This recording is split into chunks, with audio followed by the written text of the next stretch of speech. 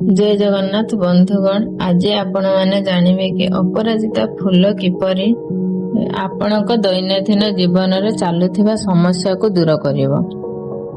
ବନ୍ଧୁଗଣ, ଆପଣ ମାନେ ଅପରାଜିତାର ଅର୍ଥ ତ ଜାଣିଥିବେ। ସେ କେବେ ବି ହାରେ ନାହିଁ କିମ୍ବା ଯାହାର କେବେ ବି ପରାଜୟ ହୋଇନଥାଏ। ଆଉ ମଧ୍ୟ ଏହାର ଅନ୍ୟ ଏକ ନାମ ହେଉଛି ନୀଳକଣ୍ଠ, ଯାହା ଆମର ଭଗବାନ ଶିବଙ୍କର ଏକ ନାମ ଅଟେ। ଆଉ ମଧ୍ୟ ଅପରାଜିତା ମାତା ଦୁର୍ଗାଙ୍କର ଏକ ନାମ ଅଟେ। ଏହି ଦୃଷ୍ଟିରୁ ଆପଣମାନେ ଦେଖିବାକୁ ଗଲେ ଅପରାଜିତା ଫୁଲଟି କିମ୍ବା ଅପରାଜିତା ଗଛଟି ଶିବ ଏବଂ ଶକ୍ତିଙ୍କର ସ୍ୱରୂପ ହୋଇଥାଏ। ସେଥିପାଇଁ ଏହି ଫୁଲଟି ଅତ୍ୟନ୍ତ ଗୁଣକାରୀ ଏବଂ ଚମତ୍କାରୀ ହୋଇଥାଏ। ଆଉ ମଧ୍ୟ ଏହି ଅପରାଜିତା ଫୁଲଟି ଭାରତର ସମସ୍ତ ସ୍ଥାନରେ ଦେଖିବାକୁ ମିଳିଥାଏ। ଆଉ ମଧ୍ୟ ଏହି ଅପରାଜିତା ଫୁଲର ପ୍ରୟୋଗ ଦ୍ୱାରା ମନୁଷ୍ୟର କିଛି ଦୁଃଖ ଦୁର୍ଦ୍ଦଶା ଦୂର ହୋଇଥାଏ। ସେମାନଙ୍କ ଜୀବନର ଧନ ଏବଂ ଐଶ୍ୱର୍ଯ୍ୟର ପ୍ରାପ୍ତି ମଧ୍ୟ ହୋଇଥାଏ। ତେବେ ଆପଣମାନେ ଏହି ଭିଡିଓରେ ଜାଣିବେ କି ଅପରାଜିତାର ଫୁଲର ପ୍ରୟୋଗ କିପରି ହୋଇଥାଏ। ଏହାକୁ ନେଇ ଆପଣ କେଉଁ କେଉଁ ଉପାୟ ସବୁ କରିପାରିବେ, ଏହା ଦ୍ୱାରା କିପରି ଆପଣଙ୍କର ଦୈନନ୍ଦିନ ସମସ୍ୟା ଦୂର ହେବ, ତାହା ସବୁ ଏହି ଭିଡିଓରେ ଆପଣମାନେ ଜାଣିବାକୁ ପାଇବେ। ଏହି ସବୁ ସମ୍ପୂର୍ଣ୍ଣ ରୂପରେ ଜାଣିବା ପାଇଁ ଆପଣ ଏହି ଭିଡିଓଟିକୁ ଲାଇକ୍ ନିଶ୍ଚୟ କରନ୍ତୁ, ଶେଷ ପର୍ଯ୍ୟନ୍ତ ଦେଖନ୍ତୁ। ଆଉ ଯଦି ମା ଲକ୍ଷ୍ମୀଙ୍କୁ ଭକ୍ତି କରୁଛନ୍ତି, ଶେଷରେ ତଳେ ଥିବା କମେଣ୍ଟ ବକ୍ସରେ ଜୟ ମା ଲକ୍ଷ୍ମୀ ନିଶ୍ଚୟ ଲେଖନ୍ତୁ। ଆଉ ଚ୍ୟାନେଲକୁ ମଧ୍ୟ ସବସ୍କ୍ରାଇବ କରନ୍ତୁ।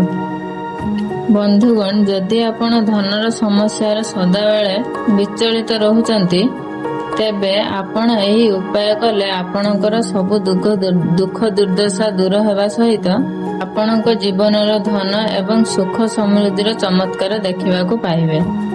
ଆଉ ମଧ୍ୟ ଆପଣ ଏହି ସରଳ ଉପାୟଟିକୁ କରିବା ସମୟରେ ଆପଣ ଏହି କଥାର ଧ୍ୟାନ ଦେବେ, ଯେପରି ଏହି ଉପାୟଟି କରିବା ସମୟରେ ଆପଣଙ୍କୁ କେହି ବି ଦେଖିବେ ନାହିଁ କିମ୍ବା କାହା ସହ ବି କିଛି କଥା ହେବେ ନାହିଁ। ତେବେ ଯାଇ ଆପଣ ଏହାର ପ୍ରକୃତ ଫଳ ପାଇପାରିବେ।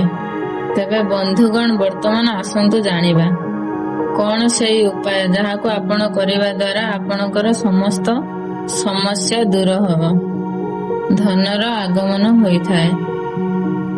ବନ୍ଧୁଗଣ, ଆପଣମାନେ ଜାଣନ୍ତୁ, ଘରର ନଜର ଦୋଷ ଏବଂ ତନ୍ତ୍ର ମନ୍ତ୍ର ଦୂର କରିବାରେ ଘରେ ରୋଜଗାର ବଢାଇବା ପାଇଁ ଏକ ଉପାୟ। ବନ୍ଧୁଗଣ, ଆପଣ ଶନିବାର ଦିନ ରାତ୍ର ସମୟରେ ଅପରାଜିତା ଫୁଲକୁ ଗୋଟିଏ ମାଳ ପ୍ରସ୍ତୁତ କରନ୍ତୁ। ଆଉ ସେହି ମାଳକୁ ପ୍ରସ୍ତୁତ କରିସାରିବା ପରେ ଆପଣ ଆପଣଙ୍କ ଘରର ମୁଖ୍ୟ ଦ୍ୱାରରେ ଟାଙ୍ଗି ଦିଅନ୍ତୁ। ଏହା ଦ୍ୱାରା ଆପଣଙ୍କ ଘରେ ଯଦି ଭୂତ ପ୍ରେତ ଭଳି କିଛି ସମସ୍ୟା ଦେଖାଯାଉଥାଏ କିମ୍ବା ଆପଣଙ୍କ ଘରେ କୌଣସି ପ୍ରକାରର ନକାରାତ୍ମକ ଶକ୍ତି ଆପଣଙ୍କୁ ଅନୁଭବ ହେଉଥାଏ, ତାହା ଆପଣଙ୍କର ଦୂର ହୋଇଯାଇଥାଏ। ଆଉ ଆପଣଙ୍କ ଗୃହରୁ ସମସ୍ତ ପ୍ରକାରର ନକାରାତ୍ମକ ଶକ୍ତି ସବୁ ମଧ୍ୟ ଦୂର ହୋଇଯାଇଥାଏ। ନକାରାତ୍ମକ ଶକ୍ତି ଦୂର ହେବା ଫଳରେ ଆପଣଙ୍କ ଘରକୁ ସକାରାତ୍ମକ ଶକ୍ତି ସବୁ ପ୍ରବେଶ ହୋଇଥାଏ, ଯାହା ଫଳରେ ଆପଣଙ୍କର ଏବଂ ଆପଣଙ୍କ ଘରର ରୋଜଗାର ବଢିଥାଏ। ଆଉ ଯଦି ଏହି ମାଳଟିକୁ ପ୍ରଭୁ ହନୁମାନଙ୍କୁ ସମର୍ପଣ କରି ତାହାକୁ ଆପଣ ଆଣି ଘରର ମୁଖ୍ୟ ଦ୍ୱାରରେ ଟାଙ୍ଗି ଦିଅନ୍ତି, ତେବେ ଆପଣଙ୍କ ଘରର ନଜର ଦୋଷ ଦୂର ହେବା ସହିତ ତନ୍ତ୍ର ଏବଂ ମନ୍ତ୍ରର ପ୍ରଭାବକୁ ଦୂର କରିବା ସହିତ ଆପଣଙ୍କ ଘର ଆର୍ଥିକ ସମସ୍ୟା ସୁଧାରିଥାଏ। ବର୍ତ୍ତମାନ ଜାଣନ୍ତୁ ଦ୍ୱିତୀୟ ଉପାୟ, କରଜରୁ ମୁକ୍ତି ଏବଂ ଧନ ପ୍ରାପ୍ତି ପାଇଁ ଏହି ଉପାୟଟି ଅଟେ। ବନ୍ଧୁଗଣ, ଶନିବାର ଦିନ କିମ୍ବା ସୋମବାର ଦିନ ଆପଣ ରାତ୍ର ସମୟରେ ଆପଣ ଅପରାଜିତା ଫୁଲ 5ଟି ତୋଳି କୌଣସି ନଦୀ କିମ୍ବା କୌଣସି ପ୍ରକାରର ଜଳ ସ୍ରୋତରେ, ଯେଉଁଠାରେ ଜଳ ବୋହି ଯାଉଥିବ, ସେହି ସ୍ଥାନରେ ଭସାଇ ଦିଅନ୍ତୁ। ଆପଣ ଏହି କଥାକୁ ଧ୍ୟାନ ଦେବେ, ଯେତେବେଳେ ଆପଣ ଏହି କାର୍ଯ୍ୟକୁ କରୁଥିବେ ଏହା କାହାକୁ ଜଣାଇବେ ନାହିଁ ଆଉ ଏହାକୁ କେହି ମଧ୍ୟ ଦେଖିବେ ନାହିଁ। ବା କାହା ସହିତ କିଛି କଥା ହେବେ ନାହିଁ। ଏହି ନିୟମଟି ହେଉଛି 5ଟି ଅପରାଜିତା ଫୁଲ ଶନିବାର କିମ୍ବା ସୋମବାର ଦିନ ଆପଣ ପାଣିରେ ଭସାଇ ଦିଅନ୍ତୁ। ଆଉ ଆପଣ ନିଜ ମନରେ ନିଜର ଇଷ୍ଟ ଦେବାଦେବୀଙ୍କୁ ପ୍ରାର୍ଥନା କରନ୍ତୁ। ଆପଣ ଯଦି ଏହି ଉପାୟଟିକୁ କରନ୍ତି, ଏହାଦ୍ୱାରା ଆପଣଙ୍କୁ ଆପଣଙ୍କ ଜୀବନରେ ଥିବା ସମସ୍ତ ପ୍ରକାର ଧନର ସମସ୍ୟା ଦୂର ହେବା ସହିତ ଆପଣଙ୍କୁ କରଜ ସମସ୍ୟାରୁ ମଧ୍ୟ ମୁକ୍ତି କରିଥାଏ।